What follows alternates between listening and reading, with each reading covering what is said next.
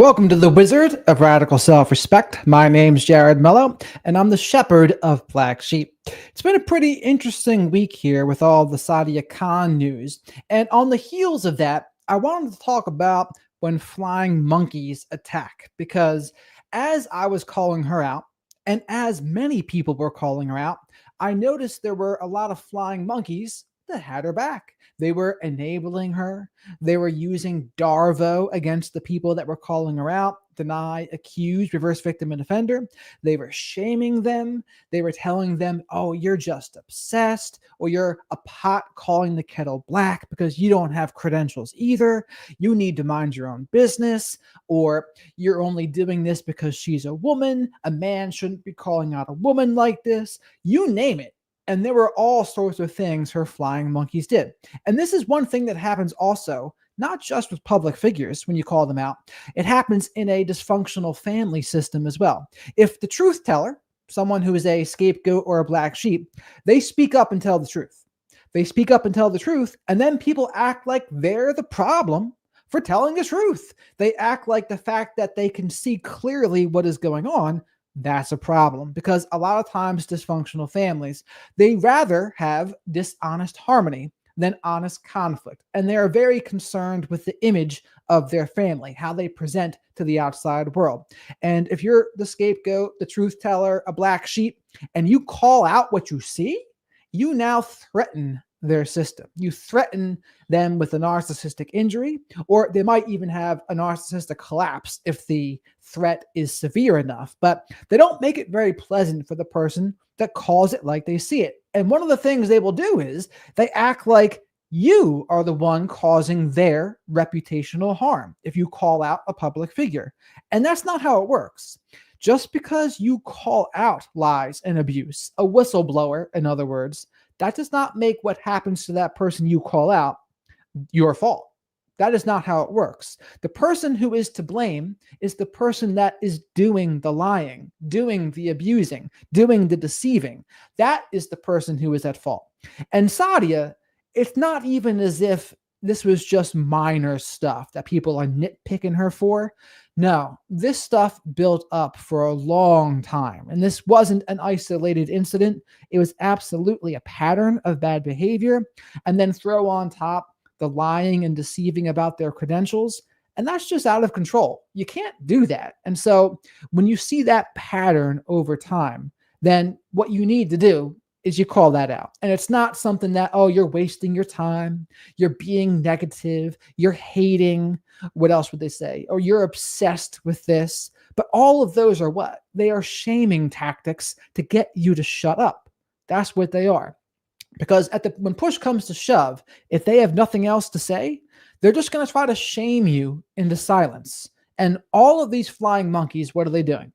They are enabling abuse to continue. Silence always enables abuse to continue. Or I shouldn't say always, but almost always enables it to continue. And what they're trying to do is they have the public figures back, or they have the dysfunctional families back, and they want to keep the status quo.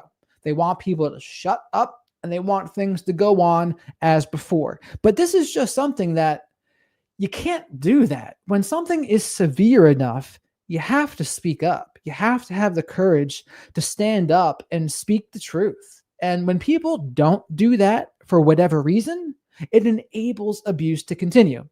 George, welcome. Glad you're here, because I know you were not there for a couple, but you watched them, so you're forgiven. But when people, they don't speak up for whatever reason, and a lot of times people associate calling people out with being negative. They'll say, oh, I don't want to be negative. I don't want to give off a bad vibe. But here's the thing about that. Bad things happen when people don't speak up. Look at some of the worst atrocities of history. They were enabled to continue by the people that didn't want to speak up about them. And maybe sometimes there was very reasonable fears why they didn't. Maybe their whole families would have been offed if they spoke up about something. Sure, that is definitely something that could have happened in some cases in some of these atrocities. But that is an extreme example. In America here, or even the modern day world in most cases, it is not that severe of a consequence. But in reality, people They build it up in their minds like it is, but it's really not a lot of times. And I also need to call out all of the big podcasts that had Sadia Khan on their show too, because they also enabled her to manipulate and deceive many more people. And why did they do that? I mean, you could say, did they do their due diligence on her and her credentials? I don't think so. I mean, Abba and Preach were able to do it. They got to the bottom of it. And the issue with her was forging her credentials. That's out of control.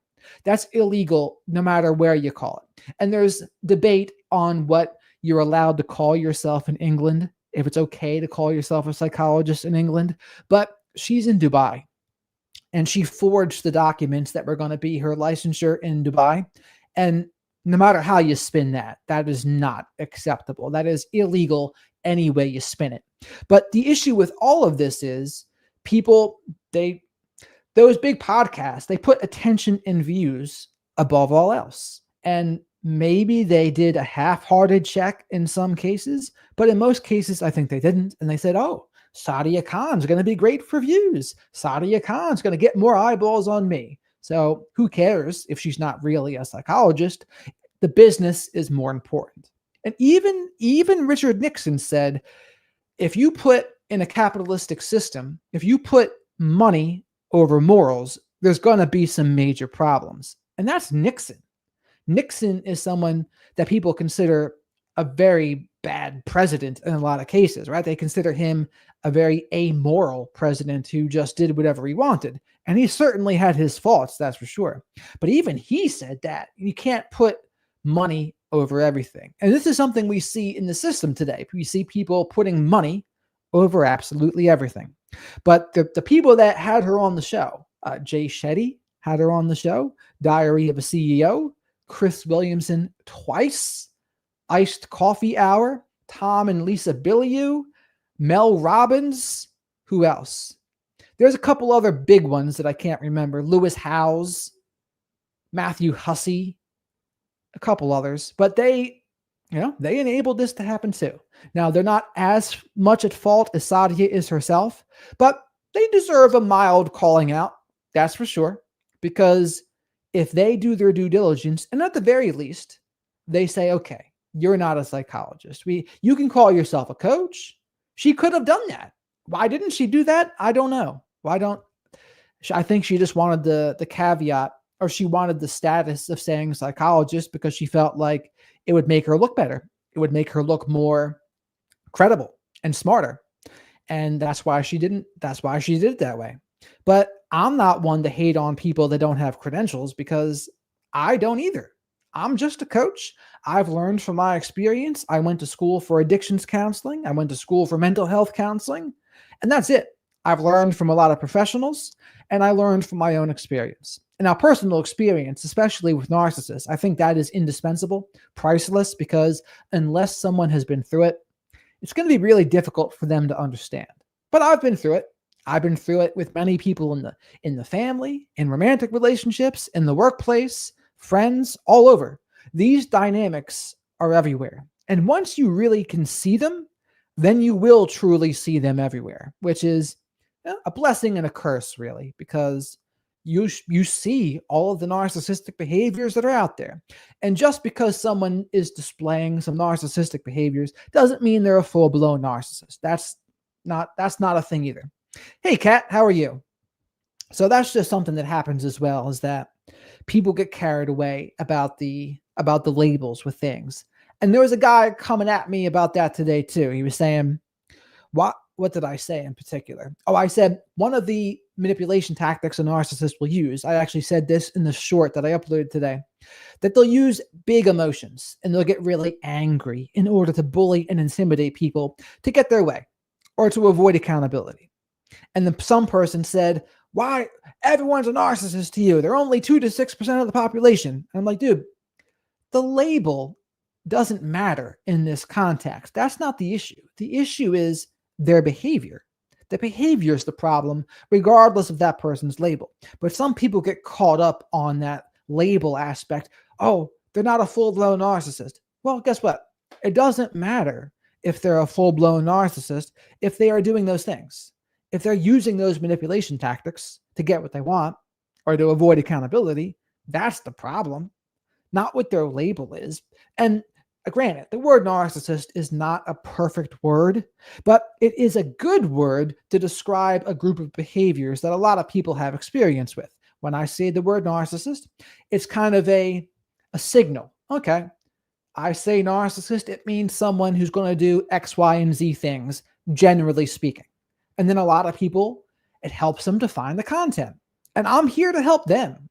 I'm here to help the people that are in abusive relationships now. I'm here to help the people that are in a trauma bond now, or they grew up with a narcissistic parent and they didn't realize it, or maybe it was a covert narcissist and they didn't realize it until they were in their 30s. That's who I'm here to help. Now, if some people who aren't a full-blown narcissist get swept up in this and their spouse, they break up with them because they do some of these behaviors, I would say, well, that's rightfully so.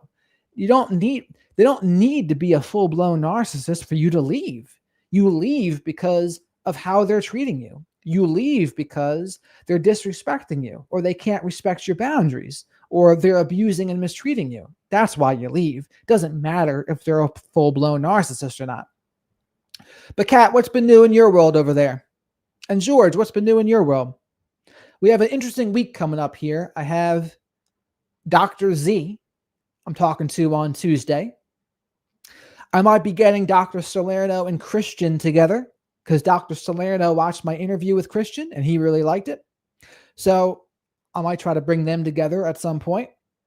Be another solo episode of Dr. Salerno as well. And there might be some more drama in the space between me and somebody else. I'm going to wait and see. I'm going to wait and see if they make a video about me. But if they do, I'm locked and loaded. I'm locked and loaded, let me tell you. So we'll see if that happens. I won't say anything in case it doesn't happen. But if it does happen, yours truly is ready for it. But back to the flying monkeys part. These flying monkeys, they just enable people to keep on abusing and mistreating others. Now, why do they do this? Well, a lot of times they have their own selfish reasons for doing it. Sometimes they're a narcissist themselves. Sometimes there's some power or money on the line. They want to be in the narcissist's favor because they think, oh, I'll be lined up for this inheritance if I toe the line here. Or I want to take over this person's business, so I'm going to kiss this person's butt. There's many reasons why they do. Sometimes they're in a trauma bond. Sometimes they're in a trauma bond with a narcissist, but not always. But usually it's because they have their own selfish motives. And because also, if they're in a trauma bond, they're not usually going to be more of a flying monkey. They might be an enabler, but flying monkeys to me are a little more offensive. But it's still possible they're in a trauma bond too. I don't want to paint it in black and white, but that can definitely happen too.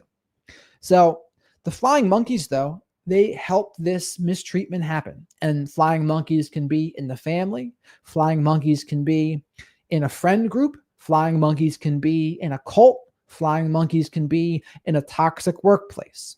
Toxic workplace is another interesting thing to go over because you see all of these dynamics, except they're on a group scale. In a group scale, there's also money involved and power involved if it's a workplace. The same thing can be true of a cult too, because cults, a lot of times they're about power and money as well. That's like the goal. And sometimes they'll have it under the guise of some sort of spirituality, but they can be pretty dangerous. It's basically what Charles Manson was. It's basically what Jim Jones was. And there's many other organizations that are pretty similar, if not cult-like. And if you want more information about that, there was a former hippie that I interviewed a while ago, and he had a good take on it too. He had said, when you're in a commune, the problem with being so loving and caring is if you only are loving and caring, you become a sitting duck for anyone that is not. And that was one of the lessons that he learned. Because the predators, they look for people that are just loving and caring. Angela, how are you? Angela, how are you? I was telling everyone that Dr. Salerno's coming back on the show again. I'm going to interview a woman named Dr. Z. I might get a dog whisperer on the show here too. There's a younger person I might interview. She makes some crafts. What else? Might do an in-person with Marcella from Beyond the Bruise too. My friend Kelly, she's writing a book. I'm going to try to have her on as well at some point. And I might have to make a video. Someone might make a hate video on me, and I might have to come at them. We'll see. But it'd be interesting. Just interesting things that develop here. Well, it's Friday night. It's Friday night, and I wanted to make sure I popped on a little earlier here because sometimes I didn't start till later. But I'd like to have it a little earlier so more people are around. But the flying monkeys, they're people that are subscribed to the narcissist distorted version of reality. Sometimes that means they're in a trauma bond, but not always. Not always. They can be just selfishly doing something that they think is going to help themselves, especially if they're narcissistic as well. Because if they're narcissistic, it depends on the level of narcissism, because they might be manipulating a narcissist, but being a flying monkey for them anyway, because they think something's going to be in it for them down the line. Because if they're a narcissist, they might just be subscribed to their own version of reality. They're just being very selfish. And they think, well, I'll say and do this because I want to be in this person's good graces, and I want to set myself up for money, power, or something for their image or something along those lines. But I was flabbergasted this week when I saw so many people defending Sadia. They were like, no, you're just obsessed. You're hating. You're jealous of her. Your whole comment screams, she hurt you. It's like, what is this? These are all just ways to flip the script to make me feel like I'm ridiculous for even saying something about it. But these are the tactics that I talk about, right? These are the things that narcissists do. If someone's trying to hold them accountable, they'll try to make it seem like, well, you wouldn't have a problem with this unless there's a problem with you. It's how they flip the script. And it's an example of Darvo. Deny, accuse, reverse victim, and offender. And if you're not familiar with this, you might start the jade, justify, argue, defend, or explain. And then you start jumping through their hoops. And then maybe they get you into some sort of circular argument or debate. Or maybe they move the goalposts and they talk about something completely unrelated. Or maybe they use word salad. But before you know it, you're off of the topic. The topic was calling someone out because they're lying about their credentials and they're abusing and mistreating people. And then before you know it, you're defending yourself that you're not jealous or you're not hurt by them. But that's going in the wrong direction. That's what you want to do, is not go in the wrong direction. You have to keep things focused on the task at hand. You can't go get sidetracked by these things that just don't really matter. That's the big thing with it, right? You don't want to go sidetracked down the wrong direction because that's not getting you closer to your goals. Your goals are keeping things task at hand. And there's also a good thing to go over: the difference between a healthy call out and a smear campaign. Angela says, I'll go over that one second. Why did your mother marry a narcissist, Jared? What was her problem? Well, my mother, because my dad, he might have been like autistic / maybe some narcissistic. I don't even know. And I'm pretty well versed in this. He had some of those things going on. And with my mother, a lot of it was because her mother had some narcissistic tendencies. And that's how the pattern perpetuates itself, right? You seek out a romantic partner that is similar to the parent you wanted the most love from. So if you didn't get love from a parent, usually that was the narcissistic parent. To heal that wound as an adult, you might try to find somebody that's like that parent. So if I had to say anything, that might have been what happened with my mother. But and I don't even want to say this, but like, my dad has improved over the years, and I don't want to give anyone hope that that's something that could happen with them. But there could have been like other circumstances as well at play where, and let me keep it real, that doesn't normally happen, right? Most times when someone's that way, no, my mom was the opposite of that, if anything. Definitely the opposite. But most people, they're not going to change. They're not going to change without very active effort on their part. They have to admit there's an issue, go to therapy, do something about it. Most times, that's not going to happen. So don't even think about it. Don't even get that idea in your head. Mine, like, I unsubscribed, distanced myself. And, If I was around them a lot, it might turn problematic again, but I'm not. I'm not around them very much, so it kind of works better that way. Yeah, she is very sensitive, very motherly. Her thing was she put the kids first. She had 4 kids. She didn't really have that much of a life of her own. Her children were her life.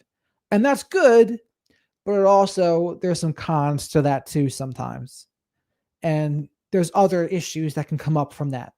When people are a little overprotective, they can be a little controlling, and the kid doesn't know how to solve problems on their own because the parents are so overprotective. They don't develop that independence, they don't develop the autonomy. And that's the issue with overprotecting. Mothers that coddle too much, they can do just as much harm as a mother that neglects. And this goes for fathers too.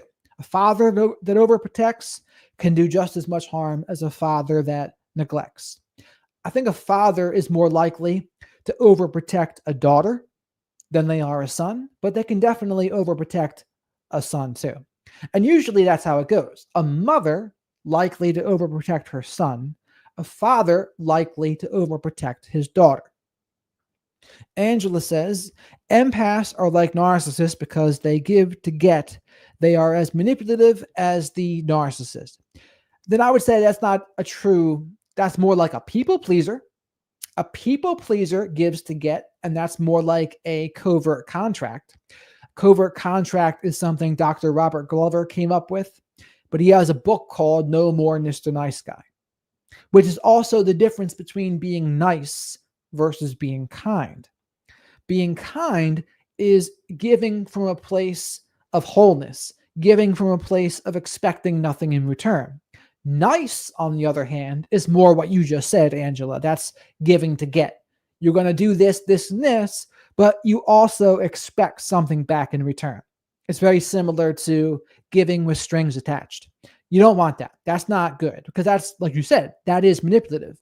And also, I don't like the term empath, period, because there's some people that I would consider narcissists that consider themselves empaths. And the new thing that's going on now is there's some narcissists that consider themselves dark empaths, which is often just a fancy way to say narcissist. If you kind of pull it apart, that's really what it is. It's kind of like someone that can pick up on the little social cues, but it's also manipulative or Machiavellian. Empaths are nice and manipulative. That's why they tolerate the narcissist. Well, there's many versions of it, right? Sometimes the person that's with a narcissist, they just don't know what they don't know. Sometimes they've been conditioned to think that the behaviors of a narcissist are like love because they had a narcissistic parent.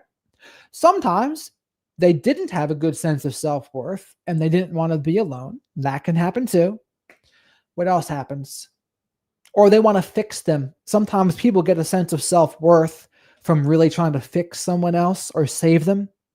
And both men and women can do this. A lot of men do this with borderline women. They want to save and rescue them. But the only person that can save and rescue a borderline is themselves. Are you saying that your mother is normal and healthy? I wouldn't necessarily say that. She has her own issues. It's just not like she's not certainly not a narcissistic mother. Right? She has other issues, the overprotective issues, the what else? People pleasing, kind of some dishonest harmony sometimes, those things. But I wouldn't call her abusive in any way. She was not harmful. So I mean, because my upbringing was good and bad, right? It could have been worse and it could have been better. And I don't like to have any resentment about it. I don't even really like bad talking it at all because I don't feel resentment towards it at all anymore. I've learned from it. The issues I had with it, I've resolved. And like I'm not no contact with them or anything. Like we talk. I wouldn't say it's always the closest of relationships, but it's not bad. It's not bad. I'm closer probably. I talk more with my dad now than I do my mom. Ellie, how are you? But this is just my experience with it. I'm not going to say what I do is what everyone should do. Now, everyone has to do what's best for them. It depends on what the situation is. If someone has a narcissistic mother and I hear how they treat the person who's talking to me, I might tell that person, yeah, you don't need this person around. They're just not going to change. Because sometimes the parent actively makes the kid's life worse. They actively go out of their way to paint them against their or pit them against their romantic partner, or they don't respect boundaries. They come in unannounced. They have role entitlement. It's just a fiasco. So everyone has to do what's best for them. Doing good. It's been an interesting week here. I went over the Sadia Khan story, talking about flying monkeys here tonight because I saw a lot of flying monkeys that were defending Sadia.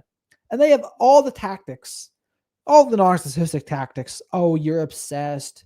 Why do you need to call her out? Mind your own business. You're hating. You're jealous. She hurt you. Did she reject you? And what is that?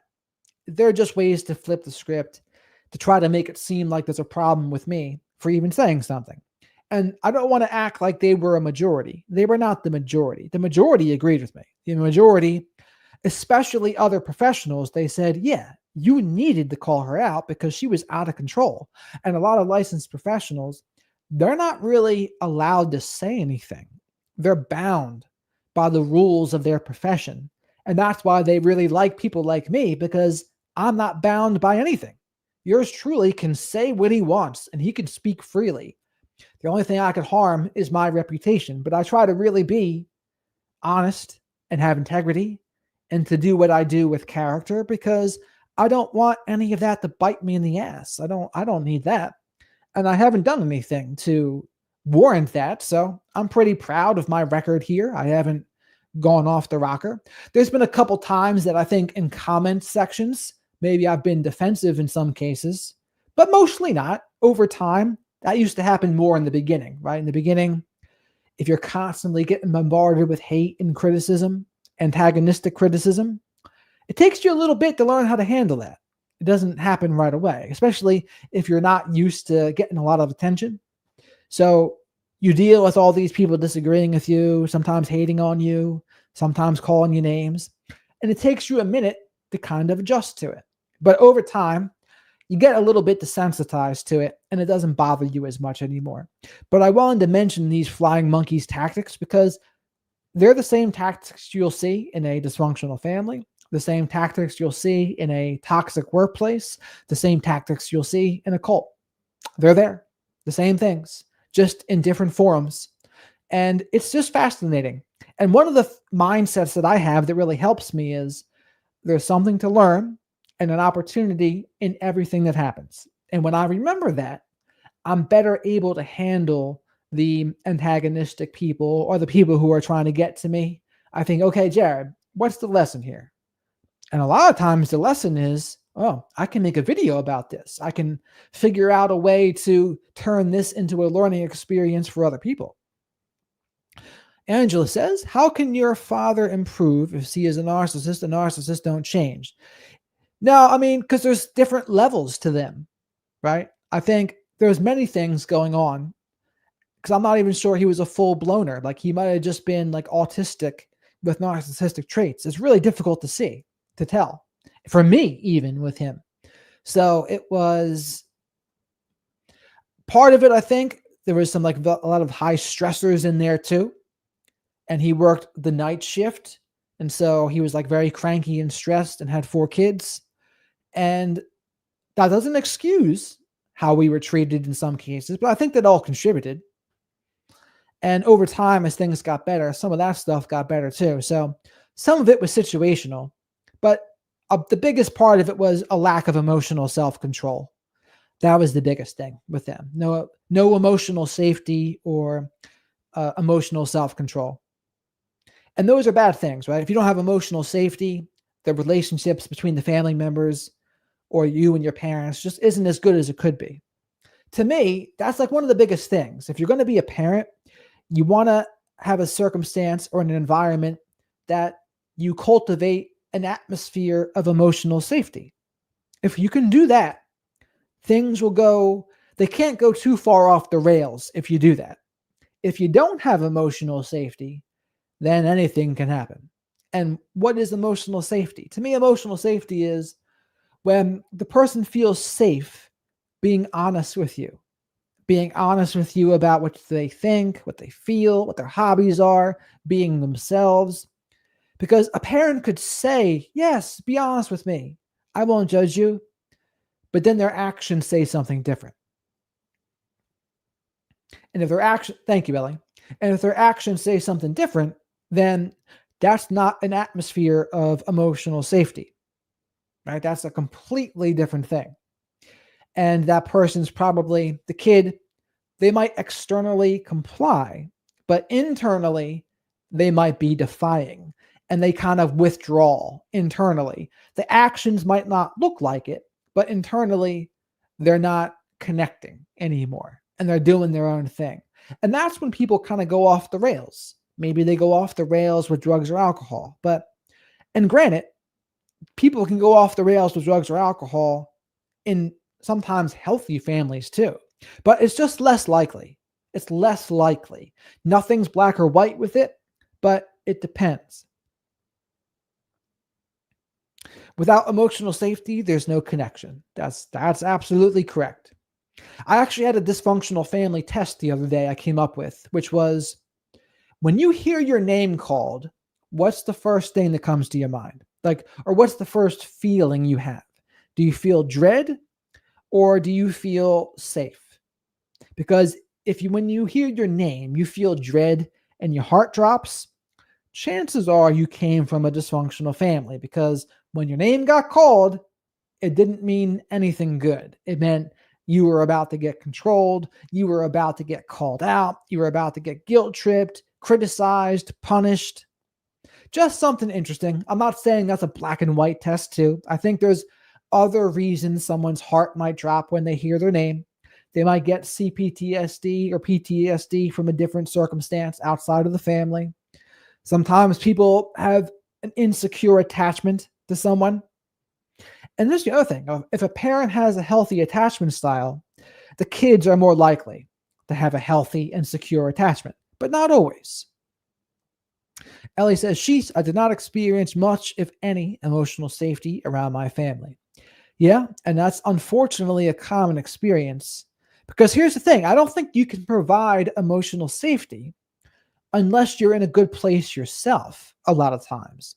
If you're not in a good place yourself and you're kind of unconscious, and you're reactive and very judgmental and critical, it's going to be difficult for you to provide emotional safety. That's why a lot of Roberts go by Rob or Bob. That's right. You're probably exactly right about that. Narcissistic families are like a cult. In some ways. In some ways for sure. Now, like I said, I've seen much worse though. There's much worse I've seen, and there's been much better than what I grew up with.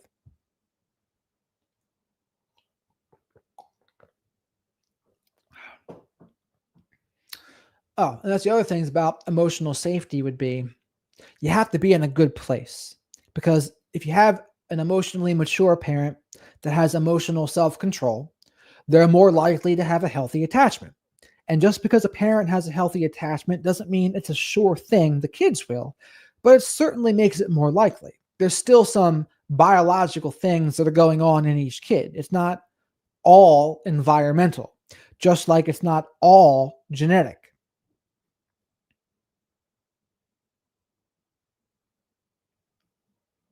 You'd like to ask all these questions about me today, huh? There are some elements of it.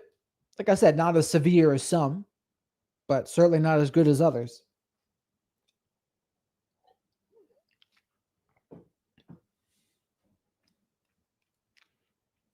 Let's see. What was I saying then? Oh, yes, the emotional safety part. The more someone's done the work on themselves, and what does emotional safety look like? It looks like just being okay with what people come to you with and like truly being okay with it, not giving them some petty remarks or snide remarks, being antagonistic or condescending or very critical. Those are all the things that are the opposite of emotional safety. Bear, how are you? My sister made the comment that we were never taught about emotions. Yeah, I think a lot of people were not, unfortunately. I mean, I think dysfunction to a degree is more common than not. I mean, show me a family that was truly healthy. They're out there, but I think the dysfunctional ones outweigh them. Why did the dysfunctional ones outweigh them? Well, self awareness wasn't that common until recently. And that's one of the good things the internet has done. It's made people much more aware of this stuff because before the internet, people didn't know about attachment styles, narcissism, all the manipulation tactics, neurodivergence. This is a new thing.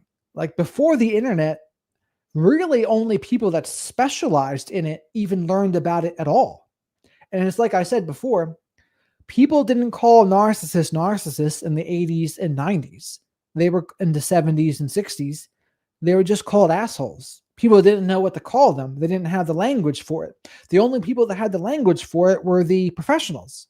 The licensed professionals did, but unless people were reading books about it, they were not learning about narcissism. It wasn't until the internet and people sharing things on YouTube and Facebook and Instagram and TikTok, that's what made it popular. Channels like yours are an eye opener. Thanks. Of course. That's the game plan here, to share the experience about narcissism, the narcissistic cult dynamics, neurodivergence, addiction. All of us have to grieve the loss of the relationship that we never had and will never have with our narcissistic parents. I ask you these questions to see if you can understand the humanity of my parents or just in general.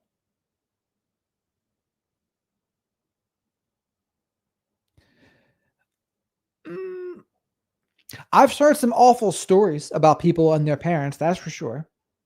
And someone that had like a severely narcissistic mother in particular, that does a number on people because your mother is supposed to be the person that you bond with first, like from an infant to your young childhood. And if that relationship goes off the wire, then that becomes an issue. And that creates issues down the line. And that's why they say the way your parents speak to you can become like your internal voice as an adult. And unfortunately, for a lot of people, their internal voice is not very good because of how their parents were speaking to them. But they also say if home wasn't a safe place for you, be very careful with people who feel like home for that reason. So my environment wasn't emotionally safe after a while. And again, like the labels of them don't matter as much as the behaviors a lot of times. I don't believe my father was a barrister. He was controlling with. What's a barrister? But yes, Angela, I do understand all of those circumstances, and I think some are worse than others for sure. Mine was toxic enough so that I definitely understand. But again, I don't like talking about it to like specifically because I don't want to bad talk them.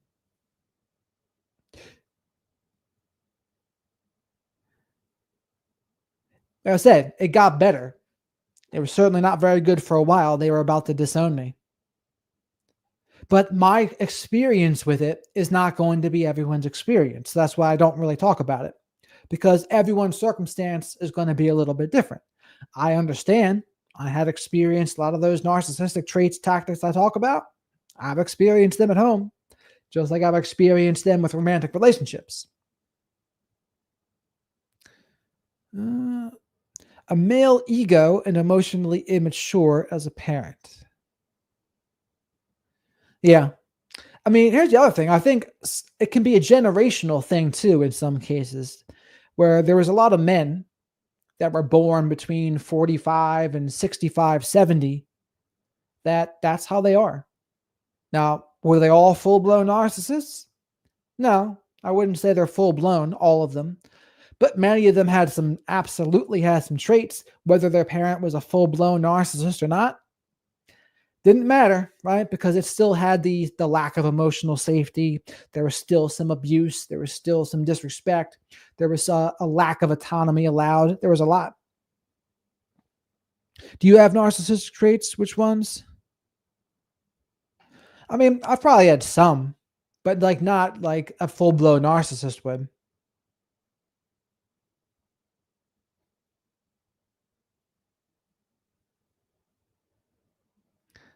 Let's see. I should start charging you for all these answers.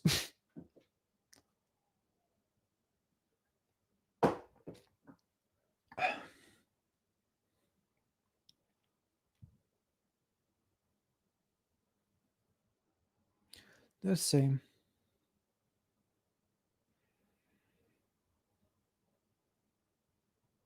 But what narcissistic traits would I have? I got some fantasies of like power, money, success. That would be one of them, probably. I can be sensitive to criticism, maybe not hypersensitive, but sensitive. Those two. That's pretty much it, though. What else? Competitive. I don't know if you consider that one or not. I think a lot of narcissists are competitive, but it's not necessarily a trait of narcissism. But those few, competitive, competitive, some grandiose thoughts, but I wouldn't say I'm entitled or exploitative or have extremely impaired empathy. There's certainly people that probably have more empathy than me, but I'm not empathy less, we'll say. Yeah, I just did.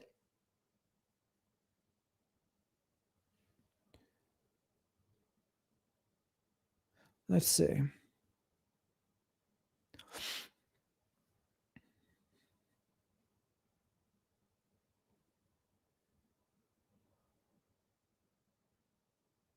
How about you? Do you have any, Angela?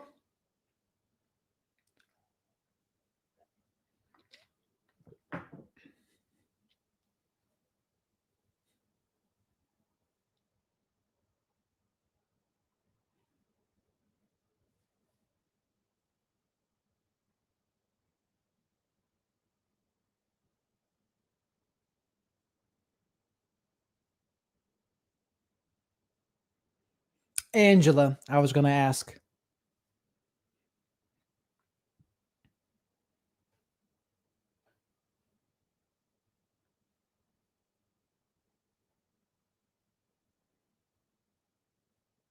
Well, what else was I saying about emotional safety?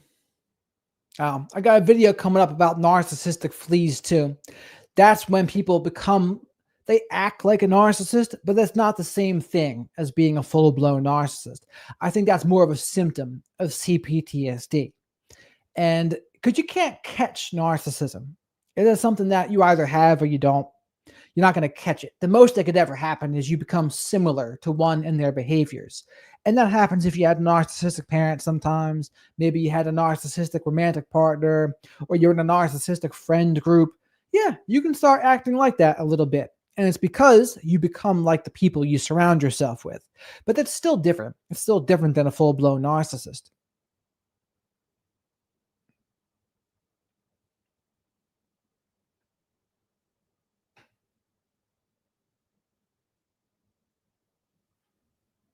And how was your week over there, Bear?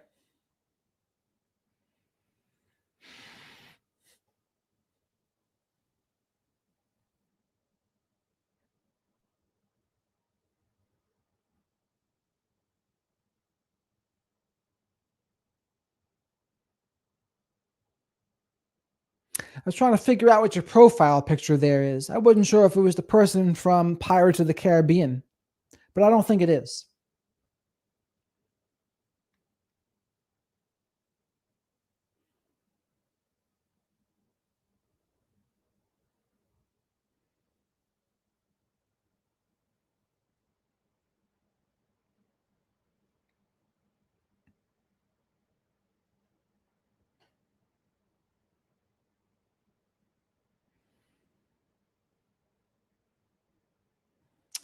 Jackson Brown said, "In the end, it's the wink of an eye." Katie, welcome. When everyone in the family is utilized for Flying Monkey's business, you end up completely isolated without any close support. Makes it hard to trust anybody. Yes, I would say so. Because in Flying Monkeys, there's always going to be that toxic and antagonistic charge with it. And that's what makes things emotionally unsafe. And that's why people that are the scapegoat or the truth teller, they're going to want to gravitate away from that because they don't feel safe. It's the same reason why a lot of people become a night owl, because if the family wasn't a safe place for them, the only time they feel like they can be feeling okay is when everyone else goes to bed, or maybe first thing in the morning when no one else is up. Some of the worst kinds of family dynamics is when there's a business involved. And so there's parents, there's a narcissistic parent, they run a business, and then there's multiple kids. And then when there's kids like that, what happens is they compete for that business. And sometimes if those siblings are narcissistic, it can get pretty ugly. And they're going to spread a lot of smear campaigns. There'll be a lot of gossip. There'll be a lot of scapegoating. And it gets pretty messy. And there's a lot of competition. There's a lot of jealousy. There's a lot of grudges, because it's money and power, right? That's all involved with money and power intertwined in the narcissistic family system. Does anyone really value themselves? All I know is narcissists don't have empathy. Well, some can learn it, I think. Some can learn to value themselves. Like I try to say, one of my affirmations is, I love myself and practice radical self-respect. Because narcissists, you could argue, they don't necessarily love themselves. It's not necessarily a healthy relationship with self. Although there's certainly a lot of secret competition too. I had anxiety and depression, but I became a Christian in 2005. And after 6 years of studying the Bible, God saved me in 2011 and all my problems disappeared. Thank God. Wow. I sound like you got pretty lucky with that, because everyone still has problems. It's got to be something. But I think the difference would be our attitude towards their problems is something that can change. Yes. You don't know till you know, as Biggie said about it. But that's why learning about all this stuff is key, because you can see through it. And I have all sorts of people that I know. Sometimes they're friends with me, or friends that I have. I see the dynamics that they're in, and the people they're involved with, they do these things. They do these tactics. And it's insane. Like, that's where self-awareness comes in. If you have self-awareness and you care a little bit and you have some empathy, you're not going to want to do those things. And you're going to learn how to respond rather than react. You're going to learn how to not just say the first thing that comes to your mind. Because even people that have CPTSD, people were mad at me on Facebook the other day because I said, hurt people don't hurt people. I said, hurt people that lack empathy, are reactive, and don't have emotional self-control. They're the ones that hurt people. And people were saying, no, traumatized people will do that and they'll be reactive. It's like, well, if you have empathy though, and then you have self-awareness, and then you notice this about yourself, you're going to try to do your best to not do that. That's the bottom line. Now, if you don't have self-awareness, that's a different problem too. But either way, even if someone's not a full-blown narcissist, for them to be mistreating others or lashing out at others because they have trauma, in small doses, it might be understandable, but it's still not okay. I mean, trauma is not an excuse for poor behavior. Bear, I have a serious question. What kind of God would make a deal with the devil? That's more of a meta question. What God did make a deal with the devil? A Christian God? A Muslim God? A Jewish God? The God of Abraham?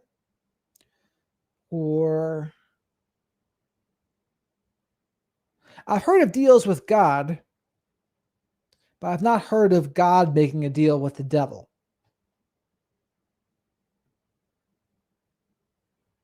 But I guess, are you referring to the Christian Bible where like the devil was expelled from heaven? And like, I guess, are you considering that a deal? That the deal was he could rule the underworld or be the devil? I don't know. I mean, you could say in that case, God went no contact with the devil. I mean, he expelled them. But I mean, could you like destroy him? I don't know. What does that look like, right? I mean, if you're dealing with souls, the physical body can die, but what happens when they're gone? Right? Those souls, who knows what happens to people's souls? It depends on what you believe. Christians believe that you go to heaven. Some people believe in nothing. Some people believe they're just going to go to purgatory. Some Muslims believe there's 72 virgins waiting for them. He did. God did ghost the devil. You might no contact. God can save people, and God healed me. God knows people's heart. Narcissists have a problem of pride, and they aren't humble. God doesn't like that. No. He would not like people who are not humble, because those who are arrogant will eventually be humiliated, usually. At least in my experience. So I try not to be, for that very reason. And there's a lot of times in my life I felt like nothing. So being arrogant was something that was just unheard of because I had no sense of self-worth and I had no confidence, no self-esteem. Over the years in my mid-20s, I had to learn. I had to learn how to build a belief in myself. And it's kind of like you learn like some of the ways that a narcissist sees themselves. Like you listen to mindset stuff. Just getting yourself from a place of nothing to like a decent sense of self-worth, you have to like start thinking a little highly of yourself. You got to start thinking a little better of yourself, because if you don't, you kind of fall short on anything. So our mindset is huge. The book of Job, yeah. Not today, Satan, and don't even try. Catfishing me, said God. True. And so there's a good baseline there, because there's a difference between an inflated sense of self and like massive arrogance and grandiosity versus the complete opposite, which is feeling like you're worthless, everyone's better than you. That. When God saved me, I could feel the light of my spirit on the inside, and that's why I believe in God and heaven.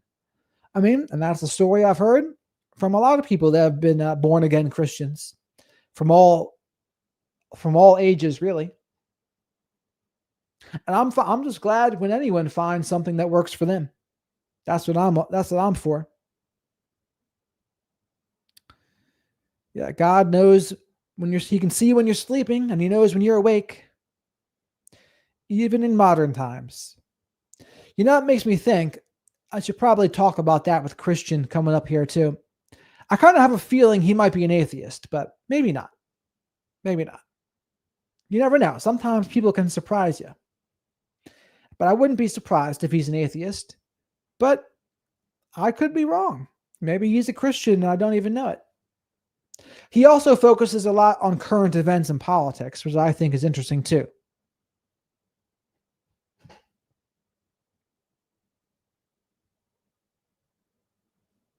And like I said, Dr. Salerno and him and I might speak at some point, which would be interesting. God loves people with a good heart, and he doesn't like arrogant people. Yes, I have seen that. I have seen that in action for sure. Well, I think it's just a balance of the universe too, right? If you get too arrogant, this kind of things get out of balance. And I think some people are more sensitive to that than others, where if they act out a little bit, life seems to really get them. Other people, though, they seem to get away with it for a while. And that's why I do say some narcissists have a devil's luck, where they do all sorts of crappy things, and it doesn't seem to catch up with them for a while. I don't say never, but for a while, it doesn't seem like it does. Has anyone heard the theory of Jesus and the devil? The one where he was being tempted to make bread or wine in the desert, that one? or a theory. I guess a theory is not part of the Bible. What's the theory?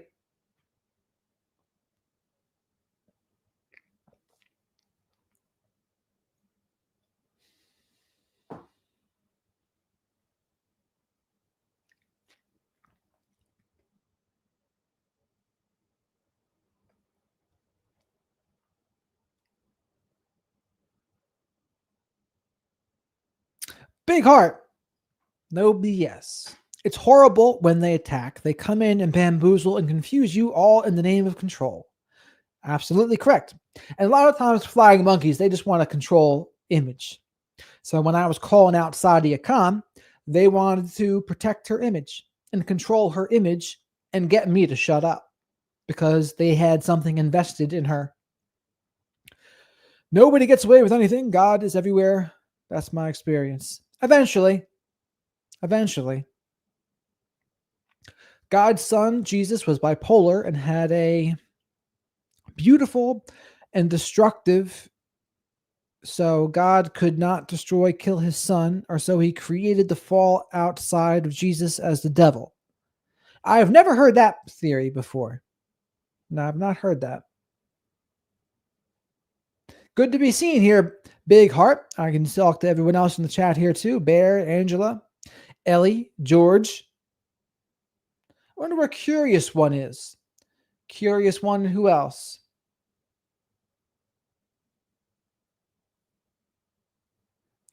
I agree God will hold them accountable in the end, but what we need to do is hold them accountable here on earth. And the best way to hold them accountable is to enforce consequences. You enforce consequences, that's how you hold narcissistic people accountable, or anyone. And the reason why that's important with narcissists is because they won't agree with your assessment. So if you come at them with something, they're not going to agree and say, oh yeah, you know what, you're right. I'm wrong, you're right, and there's something I need to do better. That's just not what they're going to do. That's why consequences are the way. But so many people, exactly right, Kat. So many people, they try to get the narcissist to see, or anyone to see for that matter. And very often they just don't see. And as Dr. Simon says, it's not that they don't see, they just disagree. Those are fake theories about Jesus. Don't believe those things. Well, that's right. Enforcing consequences, yes. And so, but it's hard for people, especially if someone is used to having to jade, justify, argue, defend, or explain, sometimes because they had a narcissistic parent. It's tough. It's tough for them. They're so used to having to jade that it's second nature for them to do that. So then when a narcissist starts accusing them of things, giving subtle jabs or put downs or insults, that feels familiar to them too. And then they start jumping through their hoops, explaining themselves. And then before they know it, the whole topic's been shifted and they've avoided accountability and there's no consequences. Can't have that. Especially if they're also taking drugs. Yes, I mean, take drugs on top of it, and it's a real fiasco. Because narcissism is bad enough. Throw some drugs in the mix or some booze, that's pouring gasoline on the fire. Then things can really be problematic then. That's out of control. And they said, yeah, absolutely. Absolutely the case. And with the flying monkeys, you'll never always, it depends on the flying monkeys too, because every flying monkey might have their own motive. Like why? Why do they want to collaborate? Or why do they want to act like they're on the narcissist team? Because I wouldn't necessarily call it collaboration a lot of times. It's possible that it could be or looks similar to be in some cases, but mostly they're just acting in their own selfish interests. And I wouldn't call that collaboration. In order for there to be collaboration, there needs to be mutual respect and collective problem solving. And when it comes to narcissists and flying monkeys, not usually what you're going to see. You're going to see power and control. You're going to see one narcissist be in charge for the very most part, and then flying monkeys acting as minions. Think Beauty and the Beast. There's Gaston and his little sidekick dude. Now, would you call them collaborative? Not, I would say they were on the same team, But I wouldn't say there was mutual respect there. And I wouldn't say that really there was collective problem solving. Only begrudgingly, I think, would Gaston ever even listen to anything he had to say. It was really more bullying and intimidation by Gaston. The flying monkey usually stands to benefit from the narcissist or the golden child. Yes, I would agree with that. Flying monkeys are very easily manipulated. Yes, I would agree with that too. Because a lot of times a flying monkey is just, it's a less severe narcissist than the main narcissist. And maybe it happens because they had a narcissistic parent, so it's kind of familiar to them. But because if they were truly more narcissistic, they wouldn't tolerate being below the main narcissist. Narcissists will always have a power struggle in the beginning. Sandra, how are you? Angela says narcissists avoid accountability and you can't make them pay. We can only listen to people like you, Jared, to protect ourselves and trust God. Well, I appreciate that, Angela. I try to be as helpful as I possibly can. They have a common enemy, enemies. Yes. And that's, you know what? That's kind of what people in the narcissistic space do too, by the way. Like we talk about narcissism. So people watch because we have a common person we're talking about, a hated group, and the group is narcissists. It's the same principle that political people use. Republicans, they hate Democrats. Democrats, they hate Republicans. And let alone, you can break those down into more categories too. But when you have a group that you're talking about that most people don't like, it's a way to build an audience, that's for sure. Sandra says, my kids are his flying monkeys, but they don't know they're in a fear-based attachment. And sadly, they believe his stories. That's unfortunate. I mean, that's when they're subscribed to their distorted version of reality.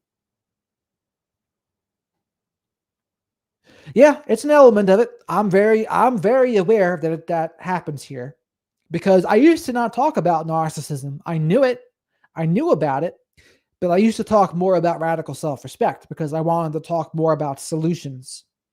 But the issue I ran into was if I want to be like turning this into a business, I have to have people care. And no one cared about radical self-respect until I gave them a reason to care. And talking about narcissism was the reason to care. And even then, I'd still talk way more about narcissism than I do about radical self-respect. Now, I put learning about narcissism under the radical self-respect umbrella, but there's certainly other elements of it too. There's other elements of radical self-respect besides just learning about narcissism. But the thing is, you got to give the audience also what they want, or you have no audience. And to an extent, the audience controls the creators to an extent because they control it by what they watch and don't watch. If I just stop talking about narcissism and start talking other things, I don't know how many people would stick around. Some would, I would hope, but certainly not all would. So you got to give a little bit of both. Talk about some narcissism, talk about toxic behaviors, and then talk about elements of radical self-respect. And that's also why I like doing the interviews too. Cat Wild says, oh, I missed a comment. Why would my ex say he's completely done with me after I discovered his cheating, but he keeps unrestricting, unblocking, and messaging me? All about control, Cat. He wants to keep tabs on you. And he wants to end the relationship on his own terms, but he also may want to peek on you to see what you're up to, just to make sure. He wants to think that he's coming out on top. So, for example, if you start dating someone else and he's not dating someone else, he might not like that very much at all. And then that could be a problem. But they want to have the information, right? And they want to be in control of it. But if you were to block him, now he's lost more control. He can't check on you whenever he wants. Alex, how are you? Why would my ex say, I'm completely done with you? I discovered his cheating, which he can't confirm or deny, but he'll keep. That's why. Because he wants to be in control. So as long as, like, when there's a breakup, the narcissist will see the breakup completely differently depending on how it ends. If they're in control of the ending, they won't care at all. They won't care at all. They'll be okay if they're the one who ended it.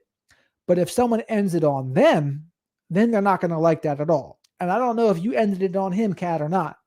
But if you did, he probably wouldn't like it.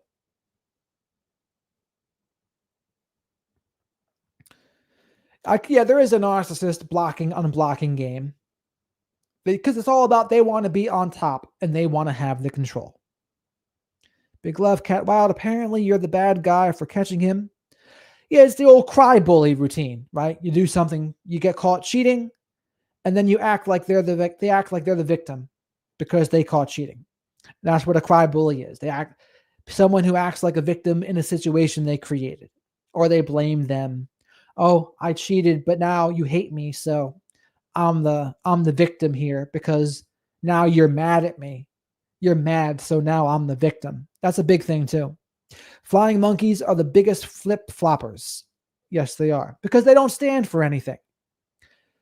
Because a flying monkey, if you're going to be subscribed to someone else's version of reality, what does that mean? It means you are not adhering to your own perception of reality. You are outsourcing it. And again, if it's a narcissistic person, they might not always be completely subscribed. They might be like doing something selfishly.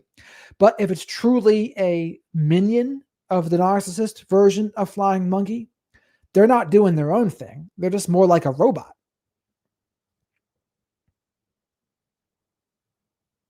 It's best to let them think that they dumped you. Yeah, I mean, once the relationship's over, you let them go. I wouldn't recommend checking their page. I wouldn't recommend any contact with them at all. Just block them and keep it moving, unless you can't because of co-parenting or you need to like divide stuff up. I wouldn't, because some people, or I should say, not some, a lot of people, they go back and forth with it in the beginning. Like they'll go on the seesaw, back and forth, back and forth. And like I'll tell them, don't talk to them. Like they'll try to break up. And then the narcissist that doesn't want to break up, they try to convince them not to break up. I'm changing. I'm going to therapy. I'm doing this. I'm doing that. But they're just trying to get you sucked back in. But all it takes is the other person to not have them blocked to be reading these messages. And then they're open. They're leaving the door open just enough. And when you leave the door open just enough, you're at risk. You're at risk of getting sucked back in. No contact is absolutely the best. Keep your sanity and let them feel in control so you can have a clean exit. Yes. And that takes humility and a form of confidence to be able to do that. To make it seem like, let them feel like they won. Let them feel like they came out on top. Okay. That's it. The truth kills, and high doses of it is lethal. For a narcissist, absolutely. Beware of anyone who announces their breakup on social media by stating, I didn't do anything wrong, because usually they are the problem. Yeah, I could see that. I mean, I'm not even a big fan of announcing things on social media about that kind of stuff. Unless it becomes absolutely necessary, like someone's trying to really harm your reputation, and your reputation's important for your business or something, or they're trying to impact your relationship with your kids, then you got to say something. You got to set the record straight. No contact equals space. Always speak the truth with these lying manipulators. Yes. Well, because when you speak the truth, you don't have to remember any lies. I love it when a narcissist stops talking to you and gives you the silent treatment. It's like the trash takes itself out. Yeah, I like that expression. And it's true. And as long as you truly feel it, that, yeah, I'm done with them and I'm good without them, then you win. Sandra says, my sister, a diagnosed BPD, goes from you're the only one I can talk to / understands her situation to demanding I drop everything and attend to her now, to my problem is I talk to the wrong people. That's a manipulation tactic I see some people do to feel important. They'll create emergencies out of nowhere because when they create an emergency, maybe it's a health issue, maybe it's some sort of other issue around the house. And if you listen to Christine Ann Lawson's book on borderline mothers, she talks about that. She talks about a borderline mother might say, I was in a major car accident. And then the major car accident was a shopping cart hit her car. So they exaggerate and blow things out of proportion. So Cat Wild says he sent me an apology email this morning where he was sorry for everything, but I didn't specify and said goodbye. When I'd already said goodbye, he then sent me the song Unchained Melody. Yeah, he's trying to be like a romantic. It's been pretty traumatizing today. Well, I'll recommend no more interactions with him. Any interactions are a risk. Because here's the other thing. If you're still in a trauma bond, those small interactions are all it takes to keep it alive. And easily, yes, BPDs can definitely be very needy until they split and then they have no needs and they just abandon you. But the thing is about when I was still in a trauma bond many moons ago, all it took was the girl liking my pics to keep it going. It was just enough to keep it alive. Oh, she's still giving me some love and approval. But it wasn't until she was gone, completely gone, no attention, no approval, no likes, no nothing. Then and only then was it truly able to heal. And granted, I maybe wasn't ready for it right away, right? I wasn't ready to block on everything. I didn't want to. I wasn't ready for it. But as time goes by, you grow and you become ready for things. Anything you say to a narcissist can and will be used against you. Yeah, I call that the Miranda rights of a narcissist. Sorry for rambling. I'm just venting. Nah, it's all good. This gives us good things to talk about. Judge Judy always said the truth is constant. It never changes. And you don't have to have a good memory to remember it. And she's absolutely right. Well, they say lies have an expiration date, but the truth is timeless. No contact is definitely the best, 1000%. And the other big thing about a trauma bond is sleeping with the person again can absolutely reset the process of healing. Way out of proportion. I'm at work while she's demanding to come to my home now. I'm like, hell no, I'm not home. Then she ignores me again, rinse and repeat. Yeah, I mean, there's an entitlement in there too, where they expect other people to jump through their hoops and do as they say when they say. That's entitlement. And I don't like entitlement. I see that as a coach. There'll be some people that they basically just expect me to help them for free. And what does that mean? It means they think they're entitled to my time. What about Liz Wizard announcing she was pregnant and her boyfriend was DMing girls? I don't know much about that story, but I've heard about this wizard Liz. Maybe one of my colleagues, a wizard colleague of mine. She's bigger than me, I think, on Instagram, right? What does she talk about? What does she do? Do you think it's hard to find people with integrity these days? I'll say it's difficult to find people that you truly connect with. And when you get to a healthy place, you're more likely to find a healthy connection. And when you're in a healthy place, you're really only going to have a good connection with people that also have integrity when you're in a good place. Now, it's possible, right, before someone understands narcissism, they were in a good place, they get sucked in, and then slowly but surely, before they know it, they're not in a good place anymore, right? And they lose themselves. That happens too. But once you're familiar with narcissism, that won't happen, or the chances it happens are much lower. But I got people I talk to. There's a few people that I have good connections with, and men and women. And it makes me think differently about romantic relationships and soulmates and things because there's a fair amount of people that you can connect with and have a good time with. I don't think there's just one. It's very hard to find people with integrity these days. Yeah, it's not growing on trees or anything. It is a wild zoo. The nightmare of people get the attention and views. I see integrity in a lot of people. Oh, yeah. I mean, social media absolutely gravitates towards the negative, and that's the reward system. So when people talk about Sadia Khan or some other drama and gossip or Wizard Liz or anyone, it gets eyeballs on them. And on YouTube in particular, that's all it takes to get paid. You get paid when you get eyeballs on you. It's not true for Instagram, but it is true on Facebook and TikTok too. They pay you.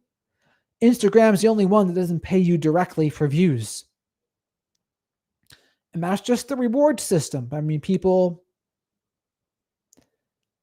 that's just how it goes now. And there's always going to be people that are willing to cater to the people that want to see it. I stopped dating 5 years ago and have been single and celibate since. It's too much of a jungle out there. Well, there's nothing wrong with that.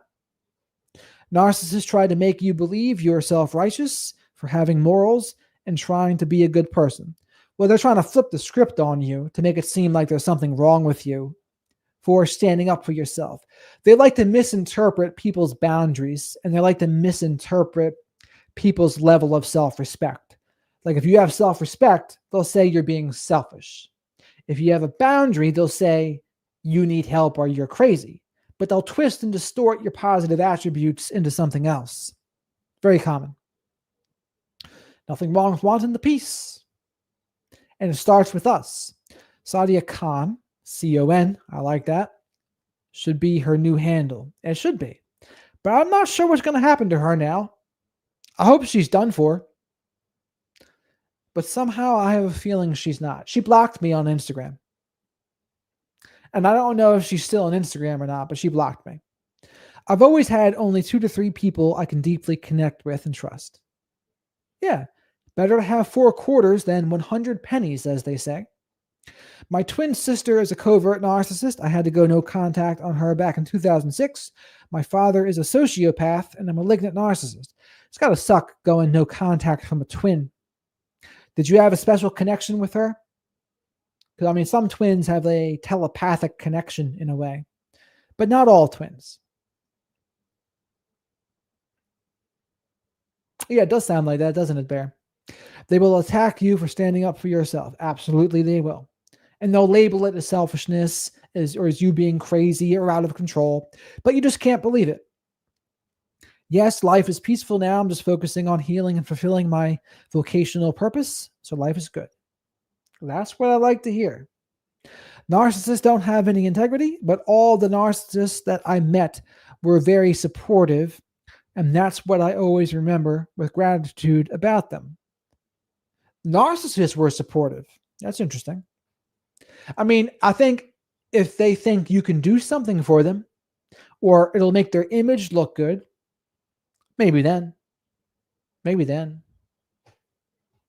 Generally speaking, it's usually going to be for selfish motives, but it's possible. It's possible that's not what's going on. It's possible that because narcissism is a spectrum, right? There's less severe, moderate, and more severe. And depending on the severity, it's kind of funny how my ex-narc calls everyone fake. Sounds like a projection. Sounds like their accusation is actually a confession. And I've been seeing that more and more too. Sandra, it sounds like, great minds think alike, big heart. What's your vocational purpose, if I may ask? Can we talk about how hard it is to find your purpose? Well, for me, my purpose is to help people practice radical self-respect. And as of now, it's been more so in the narcissism space. But I also have a passion for politics and current event stuff. And I'm figuring out what the direction would be if I start talking in that direction at some point too. I probably wouldn't be able to do it completely on this channel, but I'm not sure because most people probably wouldn't like it. Because I would make everyone angry at a point because I'm not. You can't put me neatly in a box. I think for me, so both Republicans and Democrats would hate me for some things,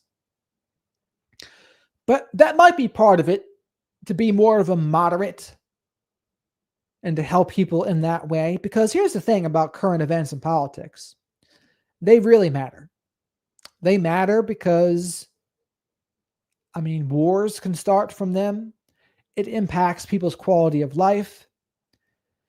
And but I'm also an individualist as well because I think teaching people to be individualists, that's another way to help them too. But both are needed. The collective and the individualist. I think they're both needed. My narcissist talk to me only about work, but they always gave me their support and help, and I always appreciate that. Well, and that's a good thing then. It's good to not have resentment. I remembered my purpose when I woke up. Maybe that resonates with others. But what do you mean woke up? Woke up from narcissistic abuse? Woke up from leaving a trauma bond? My twin sister and I were close when we were younger, but because of the way my parents treated us, caused a rift between us, and she was very envious of me. So it sounds like your parents triangulated you. That's not good. But that happens a lot. The triangulation happens a lot. We were very close, but because I had a baby, she got very jealous of me, and I had it in a relationship to protect my son. Ah, I see. Yeah, because she probably lost the connection. You were with your son and your romantic partner, and if she didn't have one, she probably felt left out, and so that would be envious for sure. I might do that, but I might just do it in like interviews on this channel as well. I'm not sure because I don't think a channel of me speaking politics. If you know Dan Carlin, that's similar to my belief set, is what Dan Carlin would believe.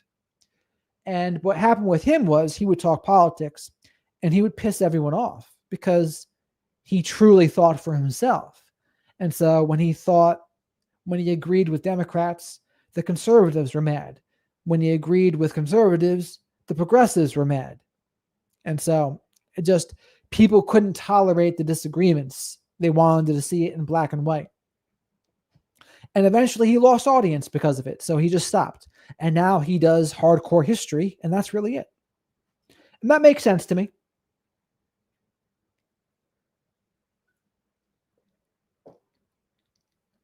But while you're all here, please remember to like the video while you're here too. Like the video. Make sure you're subscribed if you're not subscribed, although I think most of you are. And keep your eyes open for the interviews that are going to come here soon. It'll be fun times. Going to be fun times this week. Narcissists who feel jealousy and envy are very dangerous. You can only stay away from people who want to compete with you. Yes. Envy is the tax that distinction must pay, according to Ralph Waldo Emerson. And envy creates silent enemies, as they say too. Like and hype the videos. Absolutely, George, you know it. Do you think being high on weed can make someone cheat? Or is there not weed. I mean, booze, you have more of an excuse, but not weed. My mom at 88 now says to me, there's nothing more painful than seeing your children separated. Guilt trip. When she pitted everyone apart. Yeah, she's guilt tripping you. Guilt tripping and playing the victim. I meant I had to go to contact on my twin. No contact on my twin. Oh, yeah, of course. I get it. Yeah, but you're right. I didn't get that from what you said, but now I do. But that makes sense. You put yourself first in a healthy way. There's nothing wrong with that. And unfortunately, yeah, your sister didn't take it well, but sometimes that's how it's going to be. When we put ourselves first, not everyone's going to like it. And sometimes we got to tell them to kick rocks, honestly. Meth and crack turn you into a slut, not weed. Yeah, the stimulants can, booze can, Molly and ecstasy can, but not usually weed. Weeds generally, if anything, people get more self-conscious on weed and more apprehensive a lot of times. Not with booze, though. With booze, people go out of control. A lot of people are only born because of booze, let's face it. As Homer Simpson said, alcohol, cause and solution to all of life's problems. But yours truly doesn't drink really anymore because as you get older, hangovers are not fun. Certainly not. And they say drinking is trading tomorrow's happiness for today. And I don't need that. But anyway, it was time to rock and roll here. My ex would be nasty and flirtatious smoking weed. Yeah, that seems more like just him. He might have tried to blame the weed, but that's really more him. He just like any substance can bring out what is already there. Depending on the substance, right? Every person has a different substance they would kind of prefer. So there's stimulant people, there's opiate people, there's booze people. This, depends on the person. And then when they take it, then you see what's on the inside. No, that was not the reason why she was envious. She was envious for different reasons, but had more to do with her own decisions regarding having babies and children. I see. Well, again, that's not on you, though. Of course. It sounds like it's an issue she had with herself, and she was taking it out on you. A lot of people, when they have an issue with themselves, they take it out on somebody else. That absolutely happens. But all right, I think I'm about to wrap it up here for now. My back's getting stiff. But I appreciate all the support here today. I might be live again tomorrow night. I'm not sure yet. Sometimes just coming up with a topic to go on about is the hardest part. Because there's tons of short topics, but sometimes I feel like, well, it's harder to go on and on about something for a while. You got it, Kat. It's always a pleasure to have you here. Big Heart, thank you. Bear, thank you. George, thank you. Ellie, thank you. Angela, thank you. You'll keep your eye out for Katie and Curious One and all the rest of the chat regulars. Sandra, Alex. A good flock of black sheep here, we'll say.